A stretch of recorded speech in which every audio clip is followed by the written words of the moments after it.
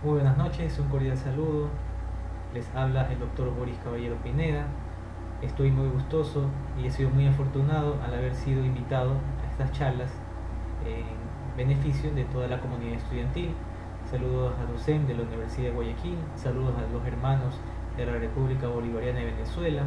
Estamos aquí prestos para colaborar. En este sentido se me ha asignado un tema muy importante, ¿sí? Como es en qué se basa un estudio experimental. Un estudio experimental donde todos sabemos que existen trabajos o existen investigaciones científicas que han sido publicadas en revistas de alta gama, ¿sí? Revistas de alto impacto. Entonces es necesario que el estudiante conozca los parámetros o todo lo necesario para saber cómo se realiza un estudio experimental, y para eso estamos aquí. Entonces, sin más preámbulos, primeramente agradecer a los compañeros de la universidad por la invitación nuevamente, y también a los docentes de la República Bolivariana de Venezuela, la hermana República de Venezuela. Entonces vamos a dar inicio a la presentación. Vamos a compartir la pantalla.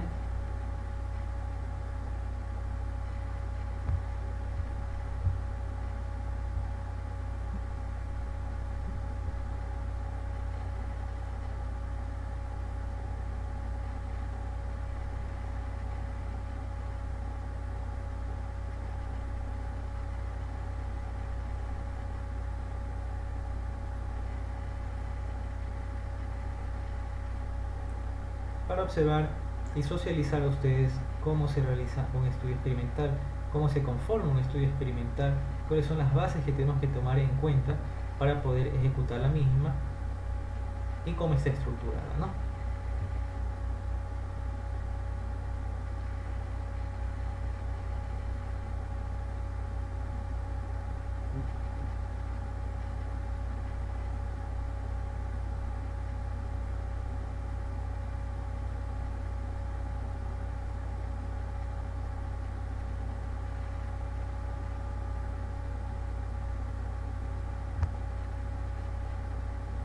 Bueno, entonces vamos a dar inicio sin más preámbulo, ¿no? Un estudio experimental.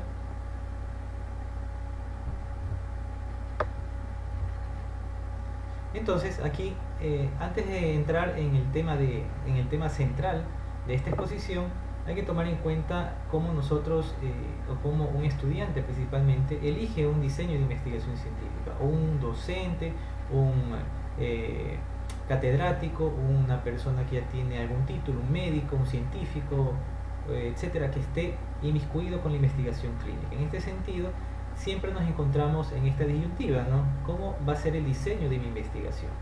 Por eso observamos esta pequeña figura donde se encuentra un individuo, ¿no?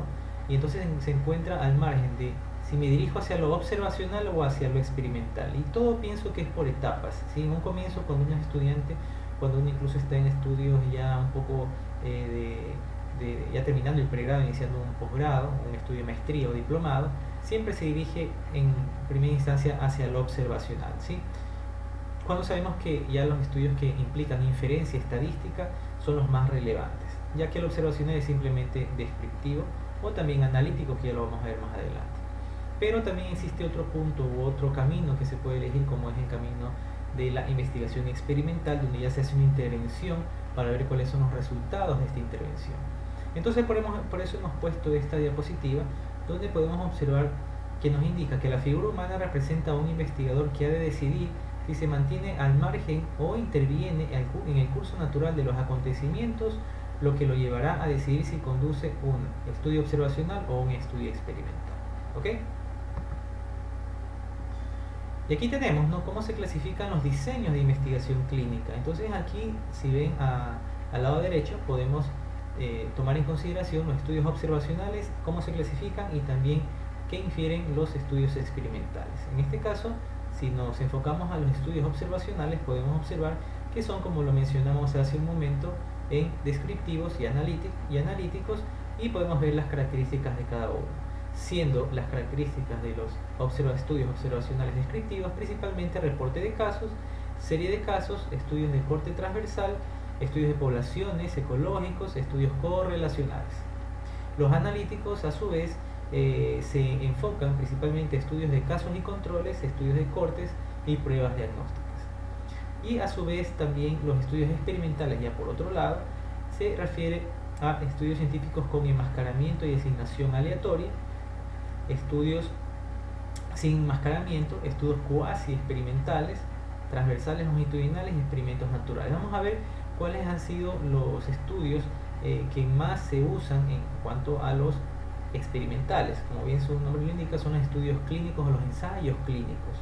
Entonces, por eso en la exposición del día de hoy vamos a enfocarnos más hacia eso, hacia los ensayos clínicos, que es lo que más va a manejar en el ámbito de pregrado y de posgrado posteriormente, para poder nosotros tratar de hacer un tipo de intervención y observar el resultado. Esa es la finalidad de los ensayos clínicos.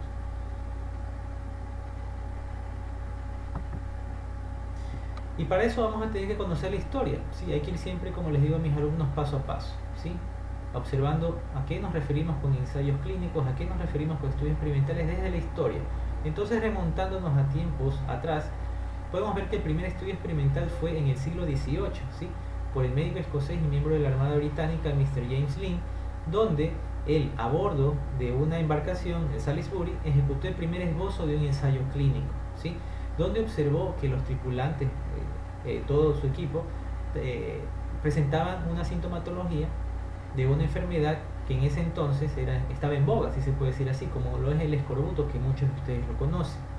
Ya para mayo de 1747, él decidió alimentar a su tripulación con frutas frescas y también con alimentos ricos en vitamina C, observando que la gente cuya dieta era escasa o nula presentaban esta patología, y aquellos que se alimentaban bien con justamente elementos que contienen vitamina C, observó que no presentaban esta patología.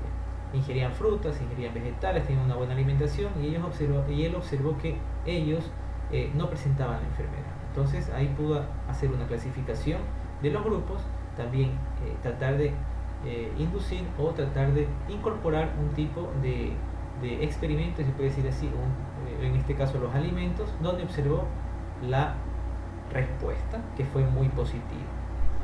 Así también Pierre Louis en París, a principios del siglo XIX, fue responsable de conducir un ensayo clínico, un estudio clínico, valorando la eficacia de la sangría en 78 casos de neumonía. Pero, ¿qué fue lo contraproducente aquí?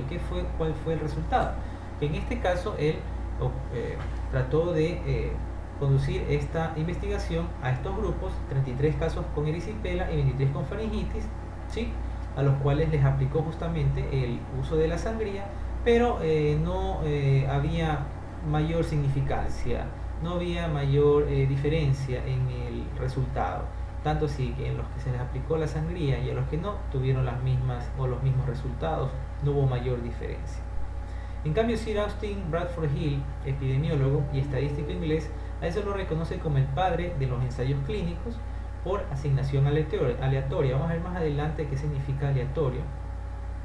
Quien junto a Richard Doll demostraron la relación entre el hábito de fumar cigarrillos y el cáncer del pulmón en 1948. Imagínense que en la actualidad los que sabemos o los que conocemos de la medicina preventiva, que somos todos los médicos, si no en su mayoría, sabemos que una de las medidas de prevención justamente van enfocadas a la eliminación o a incidir justamente sobre el tabaquismo, conociendo que el mismo lleva a complicaciones o a patologías que pueden llevar al cáncer de pulmón u otras enfermedades pulmonares obstructivas crónicas.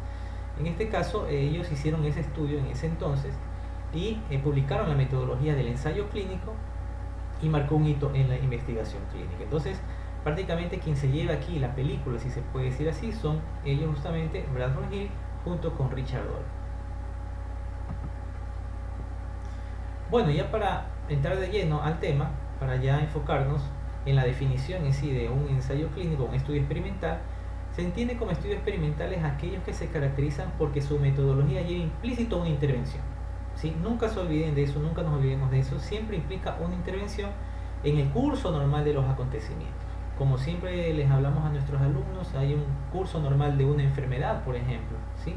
Entonces a lo largo de la historia muchos científicos, muchos investigadores han tratado de incidir sobre aquello para tratar de encontrar tratamientos a esas enfermedades. Es decir, muchos han hecho o han empezado por ensayos clínicos que al dar buenos resultados existe lo que existe en la actualidad, los tratamientos, por ejemplo, de enfermedades específicas, ¿sí? Entonces, intervención en el curso normal de los acontecimientos y de carácter prospectivo, es decir, de aquí en adelante, de aquí para adelante, nada para atrás, nada retrospectivo, porque ya eso sería una revisión sistemática nada más, pero ya de carácter prospectivo, es decir, recolección de datos y seguimiento se desplaza por el eje longitudinal del tiempo hacia el futuro. De acuerdo a Manterola y Bustos, en el año 2001 dieron esta definición de estudios experimentales. Asimismo, Hulley y Cummings agregan algo: representa una técnica de investigación poderosa para evaluar la efectividad de la intervención, ¿sí? Entonces, no solamente se interviene, sino que se ve la efectividad de la misma, si tiene o no algún resultado que sea realmente significativo.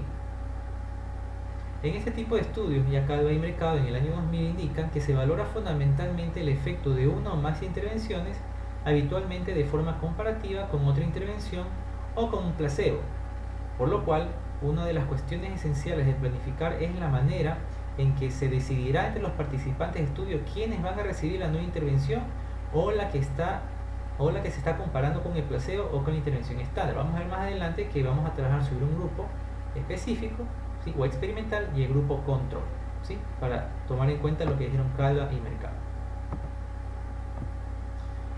Entonces ya lo habíamos mencionado, ¿no? Los estudios experimentales se utilizan para evaluar la eficacia y efectividad de una intervención terapéutica, farmacológica o quirúrgica preventiva, como la vacunación o los cambios de estilo de vida, es decir, algo que te lleva a un buen resultado o a un mal resultado, dependiendo de la investigación que se realice o del efecto que tenga esta intervención. O educativa, por ejemplo, taller para mejorar la calidad y la atención en la salud.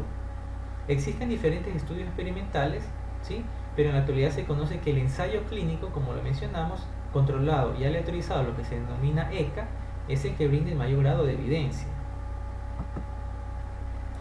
¿Y a qué nos referimos con ensayo clínico aleatorizado, controlado? ¿Sí?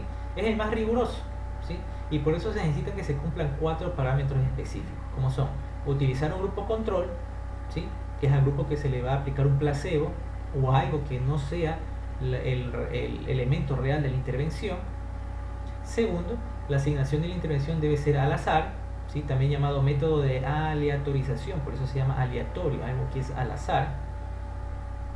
La medición de las variables se tiene que desenlazar de manera sesgada, lo cual evita sesgos en la información. Entonces uno va a hacer una investigación cegada. Puede haber un ciego simple o doble ciego, que ya lo vamos a ver más adelante también, donde podemos nosotros garantizar de que no se estén escogiendo grupos específicos que cumplan con un tipo de perfil para ser intervenido. Entonces siempre se trabaja con ciegos, ¿sí?, debe ser cegada la investigación.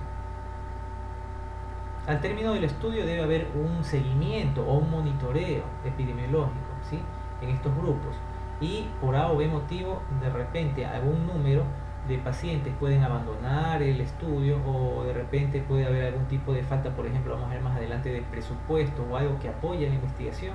Entonces en este caso, si no se logra llegar al 100%, por lo menos hasta el 90%, pero menos del 90% de seguimiento, se considera que el estudio no es factible o se considera nulo, no se considera válido.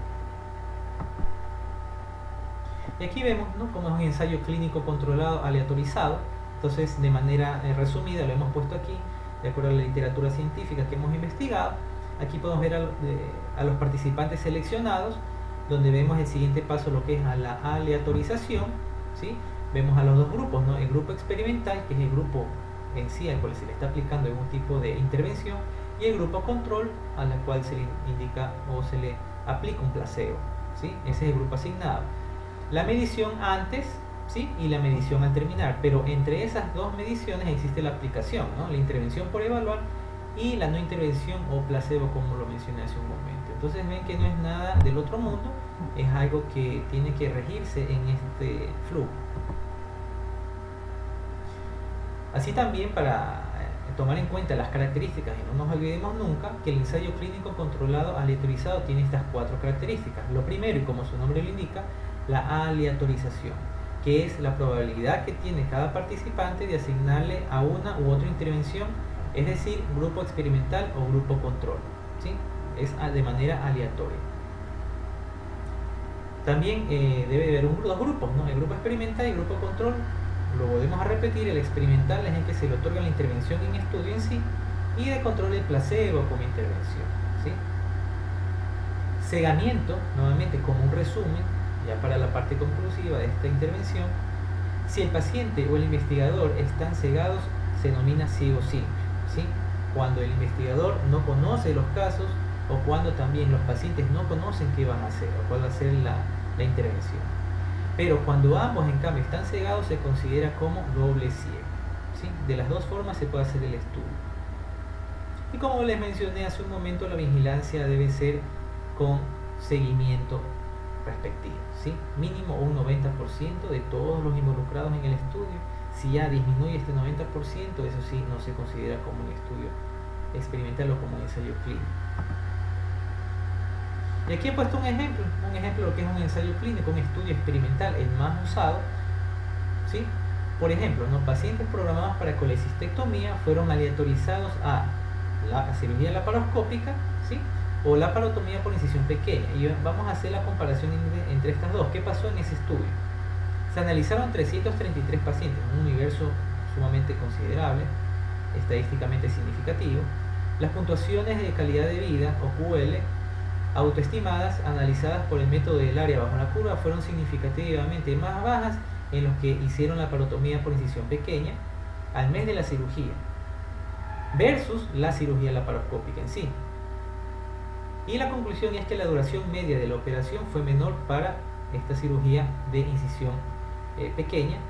No hubo diferencias significativas en sí, lo que indica el estudio, no hubo mayor diferenciación. Sin embargo, sí se observó una pequeña diferencia con estas cirugías de incisión pequeña, pero no es significativo como para decir que es más beneficiosa la una que la otra, ¿sí? En cuanto principalmente al dolor, las complicaciones, la estancia hospitalaria y regreso. Entonces, vemos que se hizo un estudio con buen universo de dos intervenciones específicas donde no vieron en sí diferenciación entre el uno y el otro. Esa fue la conclusión que dio este estudio. Entonces han hecho este estudio aleatorio de 333 pacientes, que es muy significativo. Para concluir, y ya cumpliendo el tiempo que nos han asignado, vamos a decir que en la actualidad el ensayo clínico controlado y aleatorizado es el diseño de investigación que aporta la mejor evidencia para determinar si una intervención terapéutica, preventiva o educativa es eficaz o no es eficaz. Cuando no es posible su realización, se tienen disponibles también estudios cuasi experimentales, que son estudios donde ya no necesariamente hay un grupo control, ¿sí? Hay un grupo objetivo específico. También implica otro tipo de pacientes que cumplan otro perfil. Si bien no tienen mayor validez, pero el proceso de la aleatorización tampoco existe, y como les mencioné, no existe el grupo control. Entonces, ¿por qué dice que tiene menor validez? Por eso es que se llaman cuasi experimentales. También es cuando no se tiene presupuesto respectivo o el presupuesto asignado como para hacer un estudio de alta gama. Sin embargo, también tiene su validez, pero no es muy confiable como el ensayo clínico aleatorizado. ¿Y cuáles son las ventajas y cuáles son las limitaciones del estudio experimental en sí, de los ensayos clínicos aleatorizados controlados? Justamente lo siguiente. Las ventajas: es un diseño de investigación poderoso para evaluar la efectividad de una intervención, permite estudiar la equivalencia terapéutica, ¿sí? Bioequivalencia, biodisponibilidad, entre otros. La asignación aleatoria y el enmascaramiento permiten controlar los sesgos, ¿sí? Para que el trabajo sea más óptimo, con buenos resultados, y permite conocer el tamaño del efecto de las intervenciones del estudio. Pero también tiene sus limitaciones, que son mínimas, pero también existen, como son: la población estudio debe estar bien definida, muy definida.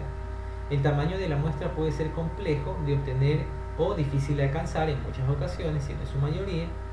La adherencia de los participantes y la pérdida de estos durante el seguimiento pone en riesgo la validez del estudio. Como ya les dijimos hace un momento, afecta principalmente a la vigilancia o monitoreo, donde habíamos dicho que lo mínimo es el 90%. En este caso existen pacientes o personas que están en el estudio que abandonan en el proceso de la investigación durante cierto tiempo la misma, entonces lo cual nos lleva a no cumplir con uno de los parámetros de los 4 específicos que tiene que contar el ensayo.